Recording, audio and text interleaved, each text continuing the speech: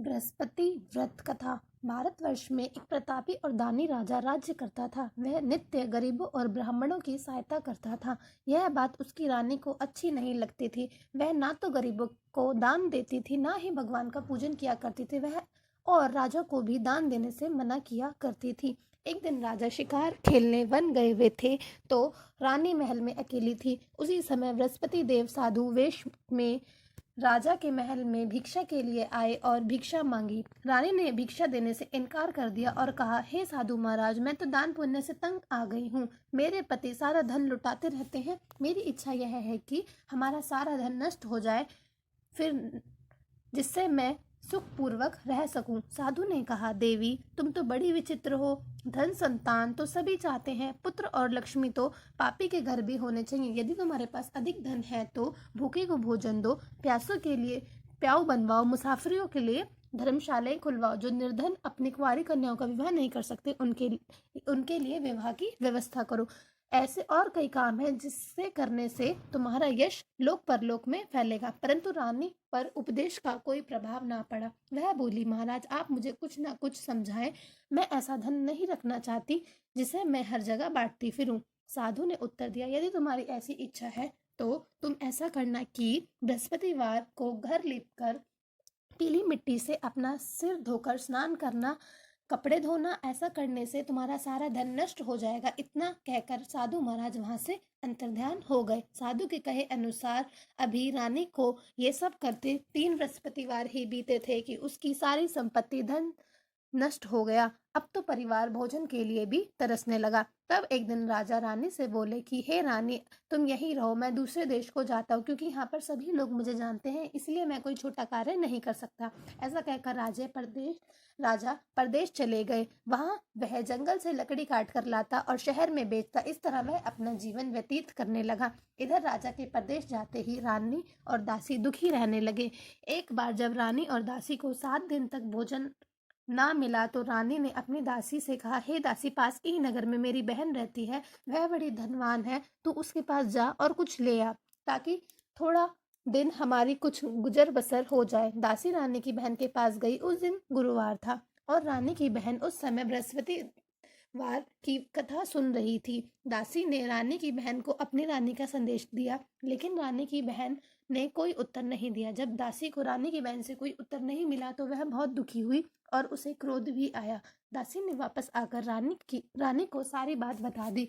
ऐसा सुनकर रानी ने अपने भाग्य को कोसा। उधर पूजा समाप्त करने के बाद रानी की बहन ने सोचा कि मेरी बहन की दासी आई थी, परंतु मैं उससे नहीं बोली, इससे वह बहुत दुखी हुई होगी। कथा पूरी कर वह अपनी बहन के घर आई और कहने लगी, हे बहन, मैं बृहस्पतिवार का व्रत कर रही थी, तुम्हारी दासी मेरे घर आई थी, परंतु जब तक कथा होती है तब तक ना उठते हैं ना ही बोलते हैं, इसलिए मैं नहीं बोली। कहो दासी क्यों आई थी? रानी बोली, हे बहन, तुमसे क्या छुपाऊं, मेरे घर में खाने को अनाज नहीं था। ऐसा कहते कहते रानी की आंखें भर आई। उसने दासी समेत पिछले 7 दिनों से भूखे रहने की बात कही। सारा हाल अपनी बहन को विस्तार पूर्वक सुनाया। रानी की बहन बोली, देखो, भगवान बृहस्पति देव सबकी मनोकामनाओं को पूर्ण करते हैं। शायद तुम्हारे घर में भी अनाज रखा हो। पहले तो रानी को विश्वास नहीं हुआ, पर बहन के आग्रह पर दासी को अंदर भेजा तो सचमुच अनाज से भरा एक घड़ा मिल गया। यह देखकर दासी को बड़ी हैरानी हुई।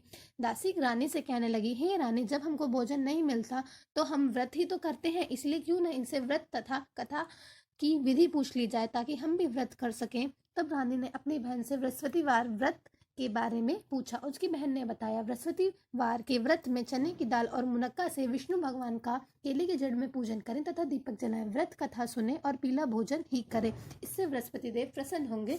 व्रत और पूजन विधि बताकर रानी की बहन अपने घर लौट आई। 7 दिनों बाद जब गुरुवार आया तो रानी और दासी ने व्रत रखा। घुड़साल से जाकर चना और गुड़ लेकर आई, फिर उससे केले की जड़ तथा विष्णु भगवान का पूजन किया। अब पीला भोजन कहाँ से है? यह बात सोचकर वह दोनों बहुत दुखी हुई। चूंकि उन्होंने व्रत रखा था, इसलिए बृहस्पति देव उनसे प्रसन्न थे। इसलिए वे एक साधारण व्यक्ति का रूप धारण कर 2 थालों में सुंदर पीला भोजन दासी को दे गए। भोजन पाकर दासी बहुत प्रसन्न हुई और फिर दोनों ने भोजन ग्रहण किया। इसके बाद वे सभी गुरुवार को व्रत और पूजन करने लगी। बृहस्पति भगवान की कृपा से उसके पास फिर से धन संपत्ति आ गई, परंतु रानी फिर से पहले की तरह आलस करने लगी। तब दासी बोली, देखो रानी, तुम पहले भी इसी तरह आलस करती थी, तुम्हें धन रखने में कष्ट होता था, इस कारण सभी धन नष्ट हो गया था। अब जब भगवान बृहस्पति की कृपा से धन मिला है तो तुम्हें फिर से आलस्य होता है। रानी को समझाते हुए दासी कहती है कि बड़ी मुसीबत के बाद हमने यह धन पाया है, इसलिए हमें दान पुण्य करना चाहिए, भूखे मनुष्यों को भोजन कराना चाहिए और धन को शुभ कार्यों में खर्च करना चाहिए। एक दिन दुखी होकर जंगल में एक पेड़ के नीचे आसन जमाकर राजा बैठे हुए वह अपनी दशा को याद करके व्याकुल हो रहे थे। बृहस्पतिवार का दिन था। एकाएक उससे देखे कि निर्जन वन में एक साधु प्रकट हुए। वह साधु वेश में स्वयं बृहस्पति देव ही थे। लक्कड़हारे के सामने आकर वे बोले, हे लक्कड़हारे, इस सुनसान जंगल में तू चिंता मग्न क्यों बैठा है? लक्कड़हारे ने दोनों हाथ जोड़कर प्रणाम किया और उत्तर दिया, महात्मा आप सब कुछ जानते हैं, मैं क्या कहूँ? यह कहकर रोने लगा और साधु को अपनी पूरी आत्मकथा बताई। महात्मा जी ने कहा, तुम्हारी स्त्री ने बृहस्पति के दिन बृहस्पति भगवान का निरादर किया है, जिसके कारण रुष्ट होकर उन्होंने तुम्हारी यह दशा कर दी है। अब तुम चिंता को दूर करके मेरे कहने पर चलो तो तुम्हारे सब कष्ट दूर हो जाएंगे और भगवान पहले से भी अधिक संपत्ति देंगे। तुम बृहस्पति के दिन कथा किया करो, 2 पैसे के चने मुनक्के लाकर उसका प्रसाद बनवा और शुद्ध जल से लोटे में शक्कर मिलाकर अमृत तैयार करो। कथा के पश्चात अपने सारे परिवार और सुनने वाले प्रेमियों को अमृत व प्रसाद बांटकर आप भी ग्रहण करो। ऐसा करने से तुम्हारी सभी मनोकामनाएं पूरी हो जाएंगी। साधु के ऐसे वचन सुनकर लकड़हारा बोला, हे प्रभु, मुझे लकड़ी बेचकर इतने पैसे नहीं मिलते जिससे भोजन के उपरांत कुछ बचा सकूं। मैंने रात्रि में अपनी स्त्री को व्याकुल देखा, मेरे पास कुछ भी नहीं जिससे मैं उसकी खबर मंगा सकूं। साधु ने कहा, हे लक्कड़हारे, तुम किसी बात की चिंता मत करो। बृहस्पति के दिन तुम रोजाना की तरह लकड़ियां लेकर शहर को जाओ। तुमको रोज से दुगना धन प्राप्त होगा, जिससे तुम भली भांति भोजन कर लोगे तथा बृहस्पति देव की पूजा का सामान भी ले आओगे। इतना कहकर साधु बने बृहस्पति देव अंतर्ध्यान हो गए। धीरे धीरे समय व्यतीत होने पर फिर वही बृहस्पति का दिन आया। लक्कड़हारा जंगल में लकड़ी काटकर शहर में बेचने गया। उसे उस दिन और अधिक पैसे मिले। राजा ने गुड़ चना आदि लाकर गुरुवार को व्रत किया।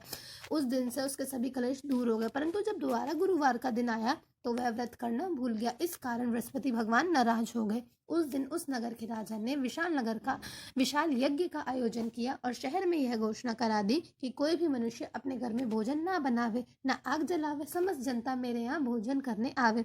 इस आज्ञा को जो ना मानेगा उसे फांसी की सजा दे दी जाएगी। राजा की आज्ञा अनुसार शहर के सभी लोग भोजन करने गए, लेकिन लक्कड़हारा कुछ देर से पहुंचा, इसलिए राजा उसे अपने साथ घर लेवा लाए और भोजन करा ही रहे थे तो उन्होंने देखा कि रानी का हार जो खूंटी पर टंगा हुआ था अब वह नहीं है।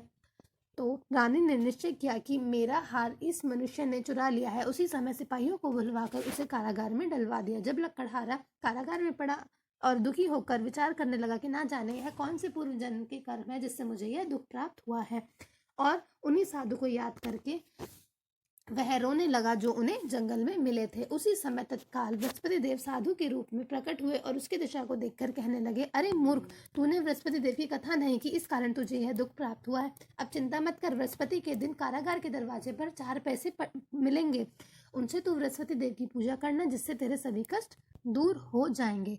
बृहस्पति के दिन उसे 4 पैसे मिले। लक्कड़हारे ने कथा कही। उसी रात्रि को बृहस्पति देव ने नगर के राजा को स्वप्न में आकर कहा, हे राजा, तूने जिस आदमी को कारागार में बंद कर रखा है वह निर्दोष है। बृहस्पति देव ने उस नगर के राजा को स्वप्न में कहा, हे राजा, तूने जिस आदमी को कारागार में बंद कर रखा है वह निर्दोष है, वह राजा है, उसे छोड़ देना। रानी का हार उसी खूंटी पर लटका है, अगर तू ऐसा नहीं करेगा तो मैं तेरा सारा राज्य नष्ट कर दूंगा। इस तरह रात्रि के स्वप्न को देखकर राजा प्रातःकाल उठा और खूंटी पर हार टंगा देखकर लक्कड़हारे को बुलाकर क्षमा मांगी और लक्कड़हारे को सुंदर योग्य वस्त्र आभूषण देकर विदा किया। राजा जब अपने नगर के निकट पहुंचा तो उसे बड़ा आश्चर्य हुआ। नगर में पहले से भी अधिक बाग, तालाब, कुएं तथा धर्मशालाएं आदि बने हुए थे। जब राजा ने यह पूछा कि यह सब किसका है तो नगर के सब लोग कहने लगे कि यह सब रानी और बांदी के हैं। तो राजा को बड़ा आश्चर्य हुआ और गुस्सा भी आया। जब रानी ने यह खबर सुनी कि राजा आ रहे हैं तो उन्होंने बांदी से कहा कि हे दासी, देख, राजा हमको कितनी बुरी हालत में छोड़ गए थे, हमारी ऐसी हालत देखकर वह लौट ना जाए, इसलिए तू दरवाजे पर खड़ी हो जा। आज्ञा अनुसार दासी दरवाजे पर खड़ी हो गई। राजा आए तो उन्होंने अपने साथ लेवा लाई। तब राजा ने क्रोध कर अपनी रानी से पूछा कि यह धन तुम्हें कैसे प्राप्त हुआ। तब उन्होंने कहा, यह सब हमें बृहस्पति देव के व्रत के प्रभाव से प्राप्त हुआ है। राजा ने निश्चय किया कि 7 रोज बाद तो सभी बृहस्पति देव का पूजन किया करते हैं, परंतु मैं प्रतिदिन दिन में 3 बार कहानी कहूंगा और रोज व्रत किया करूंगा। अब हर समय राजा के दुपट्टे में चने की दाल बंधी रहती थी। एक रोज राजा ने विचार किया कि चलो अपनी बहन के यहाँ हुआ है। इस तरह निश्चय कर राजा घोड़े पर सवार होकर अपनी बहन के यहाँ चले। मार्ग में उसने देखा कि कुछ लोग मुर्दे को लिए जा रहे हैं। उन्होंने उन्हें रोककर ऐसा कहा, अरे भाइयों, मेरी बृहस्पति देव की कथा सुन लो। वे बोले, लो, हमारा तो आदमी मर गया है, इसे अपनी कथा की पड़ी है। परंतु कुछ आदमी बोले, अच्छा कहो, हम तुम्हारी कथा भी सुनेंगे। राजा ने दाल निकाली और जब कथा आदि हुई तो मुर्दा हिलने लगा और जब कथा समाप्त हुई तो राम राम करके वह मनुष्य खड़ा हो गया। मार्ग अभी आधा ही हुआ था कि एक खेत रास्ते में मिला तो राजा ने उस किसान से बोला कि भाई मेरी कथा सुन लो। तो किसान बोला, जब तक मैं तेरी कथा सुनूंगा तब तक 4 हरैया जोत लूंगा, जा अपनी कथा किसी और को सुनाना। इस तरह राजा आगे चलने लगा। राजा के हटते ही बैल पछाड़ खाकर गिर गए और किसान के पेट में बड़ी जोर से दर्द होने लगा। उस समय उसकी माँ रोटी लेकर आई। जब उसने यह देखा तो अपने पुत्र से सब हाल पूछा और बेटे ने सब हाल कह सुनाया। तो बुढ़िया दौड़ी दौड़ी घुड़सवार के पास गई और उससे बोले कि मैं तेरी कथा सुनूंगी, तू मेरी कथा मेरे खेत पर चलकर ही कहना। राजा ने बुढ़िया के खेत पर जाके कथा कही, जिसके सुनते ही बैल तुरंत उठ गए और किसान के पेट का दर्द भी सही हो गया। राजा अपनी बहन के घर पहुंचा। बहन ने भाई की खूब मेहमानदारी की। दूसरे रोज प्रातःकाल राजा जागा तो वह देखने का सब लोग भोजन कर रहे हैं। राजा ने अपनी बहन से कहा, कोई ऐसा मनुष्य है जिसने भोजन नहीं किया और वह मेरी बृहस्पति देव की कथा सुन ले। बहन बोली, है भैया, यह देश ऐसा ही है, पहले यहाँ लोग भोजन करते हैं, बाद में अन्य काम करते हैं। अगर कोई पड़ोस में है तो मैं देख लेती हूँ। वह ऐसा कहकर देखने चली गई, परंतु उसे ऐसा कोई व्यक्ति नहीं मिला जिसने भोजन ना किया हो। अतः वह एक कुमार के घर गई जिसका लड़का बीमार था। उसे मालूम हुआ कि उनके यहाँ 3 रोज से किसी ने भोजन नहीं किया है। रानी ने अपने भाई की कथा सुनने के लिए कुम्हार से आग्रह किया तो वह तैयार हो गया। राजा ने जाकर बृहस्पति देव की कथा कही, जिससे सुनकर लड़का ठीक हो गया। अब तो राजा की प्रशंसा होने लगी। एक रोज राजा ने अपनी बहन से कहा कि हे बहन, हम अपने घर को जाएंगे, तुम भी तैयार हो जाओ। राजा की बहन ने अपनी सास से कहा। सास ने कहा, हाँ चली जा, परंतु अपने लड़के को मत लेकर जाना, क्योंकि तेरे भाई के कोई औलाद नहीं है। बहन ने अपने भाई से कहा, हे भैया, मैं तो चलूंगी, पर कोई बालक नहीं जाएगा। राजा बोला, जब कोई बालक नहीं चलेगा तो तुम ही क्या करोगी। राजा बड़े दुखी मन से अपने नगर को लौटा है। राजा ने अपनी रानी से कहा, हम निर्वंशी हैं, हमारा मुंह देखने का धर्म नहीं है और कुछ भोजन आदि नहीं किया। रानी बोली, हे प्रभु, बृहस्पति देव ने हमें सब कुछ दिया है, वह हमें औलाद भी अवश्य देंगे। उसी रात को बृहस्पति देव ने राजा के स्वप्न में कहा, हे राजा, उठ, सभी सोच त्याग दे, तेरी रानी गर्भ से है। राजा की यह बात सुनकर राजा बहुत प्रसन्न हुआ। 9वें महीने में उसके गर्भ से एक सुंदर पुत्र पैदा हुआ। तब राजा बोला, हे रानी, स्त्री बिना भोजन के रह सकती है पर बिना कहीं नहीं रह सकती, पर जब मेरी बहन आवे तो तुम मुझसे कुछ मत कहना। रानी ने सुनकर हाँ कर दी। जब राजा की बहन ने यह शुभ समाचार सुना तो वह बहुत खुश हुई और बधाई लेकर अपने भाई के यहाँ आई और तब रानी ने कहा, घोड़ा चढ़कर तो नहीं आई, गधा चढ़ाई। राजा की बहन बोली, भाभी, मैं इस प्रकार न कहती तो तुम्हें औलाद कैसे मिलती। बृहस्पति देव ऐसे ही हैं, जिसकी जैसी मनोकामना है सभी को पूर्ण करते हैं। जो सद्भावना पूर्वक बृहस्पति देव का व्रत करता है, कथा पढ़ता है अथवा दूसरों को सुनाता है, बृहस्पति देव उसकी सभी मनोकामनाएं पूरी करते हैं। भगवान बृहस्पति देव उसकी सदैव रक्षा करते हैं। संसार में जो मनुष्य सद्भावना से भगवान जी का पूजन व्रत सच्चे हृदय से करते